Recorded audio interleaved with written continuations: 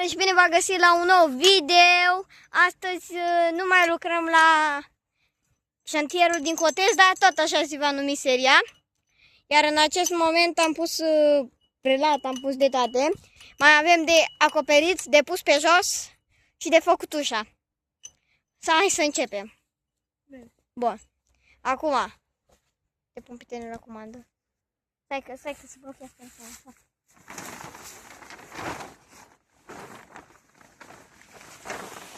Veniți în față, oameni buni.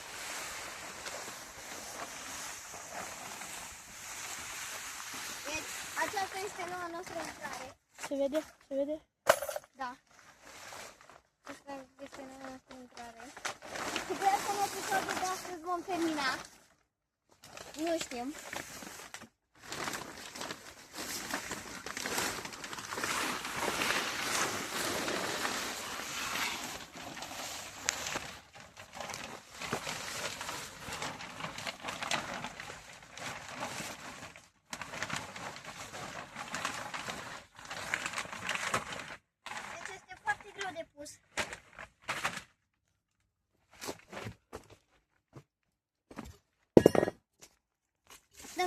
Dă-mi face că punem un stativ. Dacă ai venit și tu să mă ajuți, ar fi perfect. Intră în aceste momente. Bun. Like! Acum nu este prea multă lumină, vezi? Da. Cu fost acoperit cu negru. Întinde cumva, încearcă să întinde.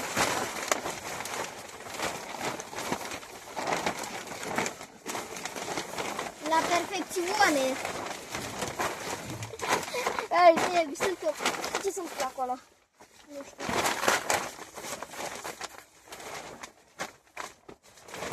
Uite că aici e prea mare, acolo afară era prea mic. E normală, dacă e 1 metru pătrat, fii atent să facem.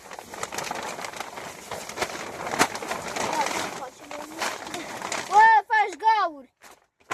Nu faci gauri, zic. De acum ne descălțăm la intrare. Ce? Se spălă mult. Păi acum se spălă. Shit! Ne-am gândit la ceva. Ești cel mare.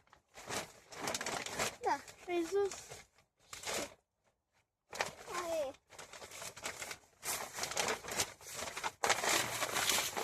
Oricum, o să trebuiască să aduci cu ei. Ciocan. Așa, prindem în pământ. Dar ce vrei? Cum vrei să-l prindem în pământ? Nu știu. Ai văzut ciocan de la tine?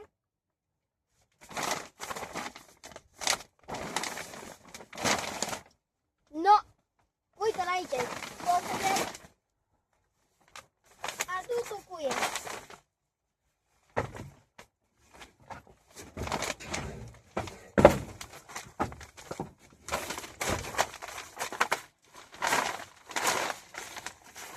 Așa. Deci, oameni buni, mie nu vine să cred că am ajuns la stadiul ăsta. N-am ce face, trebuie să bat în pământ. Ca să țină nailonul ăsta. Dar și cu ele în pământ e greu de bătut. Nu știți ce chinuială am avut cu ăsta. Sus. De ăsta de sus.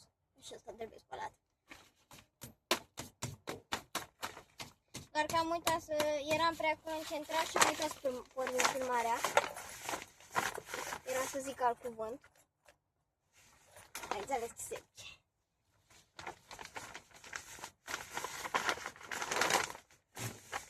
Bun, deci... O să bag așa, mă, ca să-și... Dă ciocane la mână. Nu știu dacă s-a auzit pe filmare. Și că dă ciocane la mână. O să trebuiască să tăiem din nailonul ăsta. Adu... De ciocan. Nu, adu ăla, cum se cheamă. Dar du-te și tu, Olea. Hai, că trebuie să văd aici cu ei mâncați. Și tu ești la ieșire în primul rând.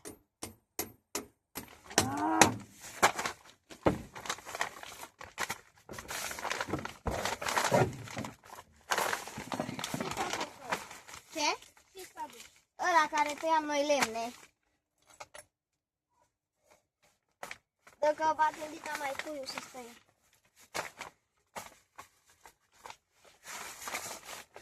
Ai familie, ai Rolex.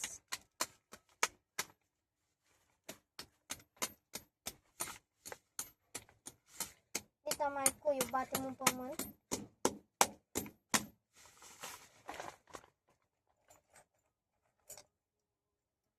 Lasă.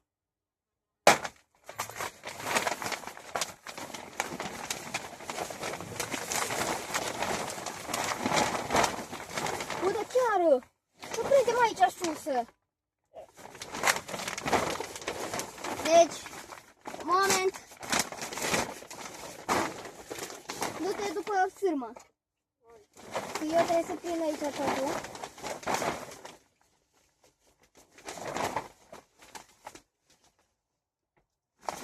Nu merge aia, trebuie să fie una mică. De impatient. Sau cred că bat aici. Ui, primul rând.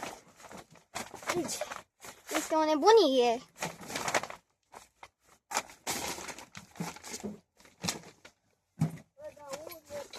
După mine mă întreb.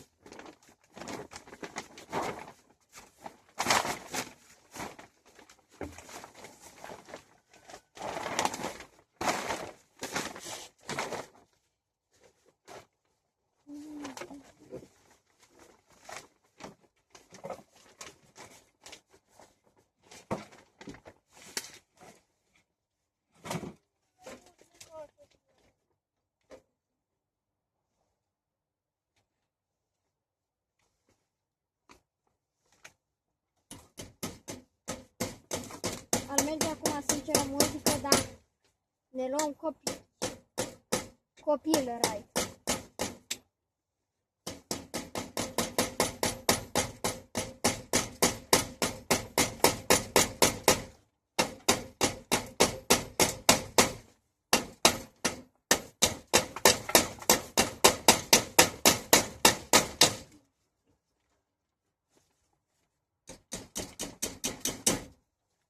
Uai.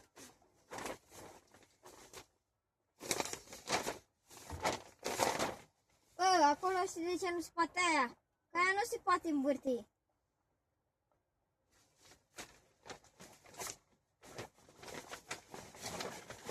Deci, doar în spate noi să avem tribeliște. Dar cred că voi face și o...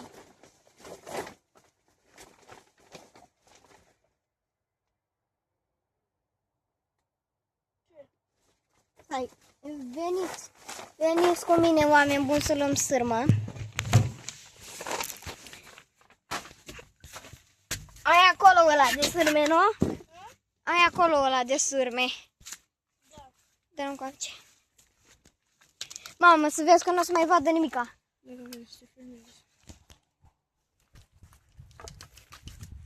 Emi, cu noi ai grijă la cuieterii.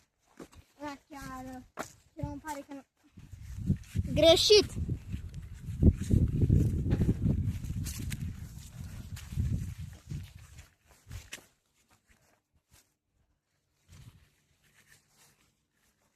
E cald, dar rău. Să vede ce filmez, măcar. Da. Oh.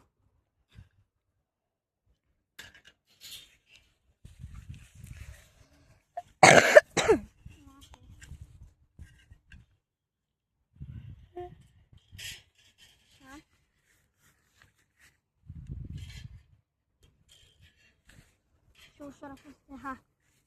Haideți.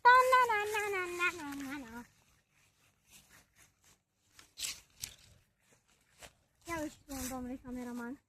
Ha? Ia tu. Nu trebuie. Nu-ți place mie ora? Ba da, așa că nu trebuie.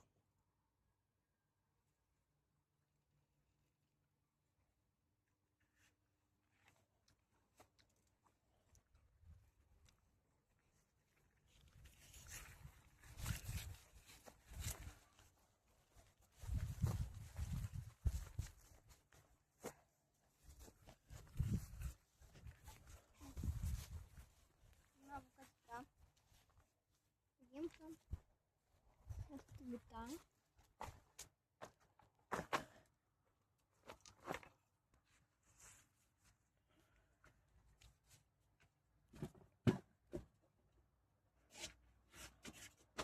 Dar eu acum mi-am dat seama că noi ne-am pus pe treabă ca lumea.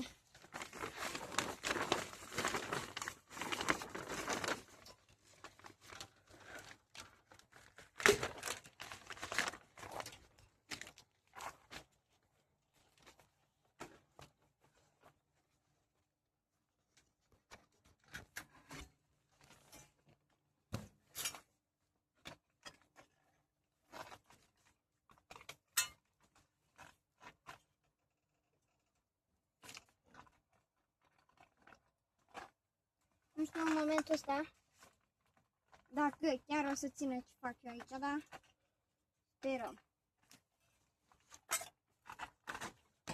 M-am tăiat.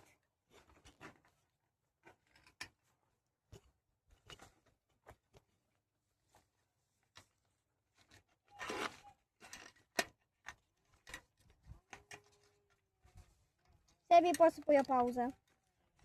Revenim după o scurtă pauză. Am revenit. Că se vede de aici. Așa. Du-te acolo, du-te în afară. Pe...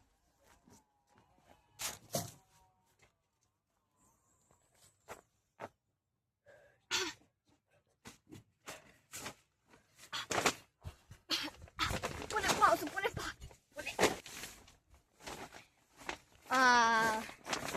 Cine ești? O păcălit, Sebi. I-am zis că am închis filmarea. Acum nu mă supăram, doar îi trăgeam 5 pumni. Deschide ușa creștine. Direcționează-mi o leacă. Ce să-ți direcționezi? Deci, da, am avut o nebunie s-a întâmplat. Să vede ce filmez. Da. E bun. Deci se văd acum doar niște ueci. Las că vin înăuntru. Să-ți filmez buculițele.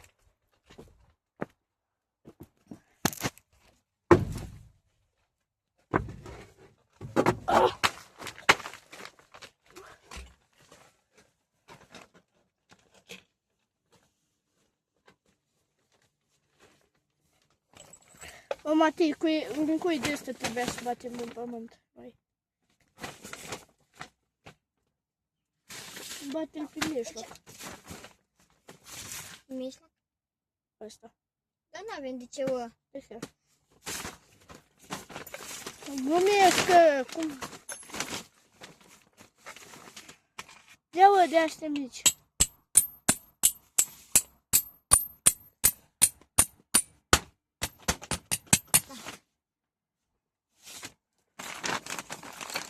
Hai de treacă, crampoanele.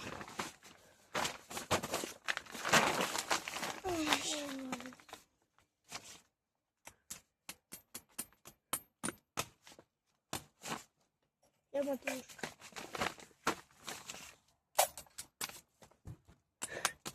Să vede măcar și filmez.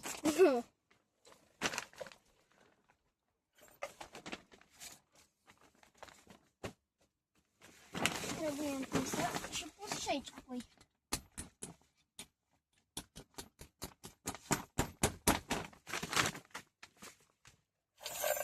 De camera din 3 metri s-a făcut 1 centimetru. Adevărat.